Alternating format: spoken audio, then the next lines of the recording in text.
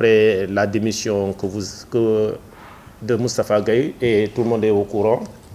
Donc, nous avions eu à choisir un entraîneur et à reconstituer le staff. Il y a eu beaucoup de candidatures étrangères et locales qui ont été déposées et nous avons cherché le meilleur profil possible.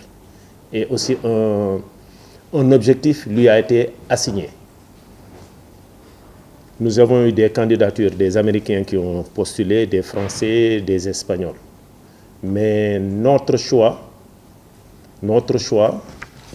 s'est posé sur M.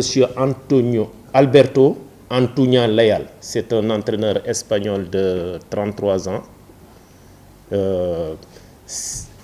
qui a eu à coacher, si vous avez bonne mémoire, c'était le coach de l'Ouganda passé, lors de l'Afro-Basket passé. Il a eu un vécu, il est assez jeune, assez motivé et un vécu dans le milieu du basket. Il a été entraîneur titulaire et adjoint au Monténégro lors du dernier Eurobasket. Il a été entraîneur titulaire aussi en Inde. Il a eu aussi à être coach adjoint en Espagne en deuxième division à Leb Oro. En Allemagne aussi à Dresde, en Pro A. C'est l'équivalence de leur deuxième division. Il a aussi été assistant à Zunder Palencia, à Lucen Alicante et au Crefola. Ce sont des équipes de deuxième division en Espagne. Et son équipe aussi a eu à monter en première division. Donc c'est quelqu'un qui connaît le basket. Le choix se justifie de sa connaissance aussi du basketball africain et aussi l'acceptation de nos règles du jeu. C'est-à-dire, c'est vrai que nous avons l'expertise, mais en plus de la motivation, il accepte de s'adapter à nos réalités. Ça doit être très clair. Nous avons des particularités. Parfois, nous avons des contraintes qui se posent à nous.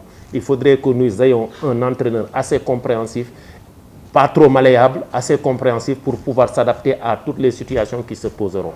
Et pour cela, dans cette tâche, il sera assisté par M. Medjen Fall, qui est entraîneur à Louga Basket, qui sera son premier assistant.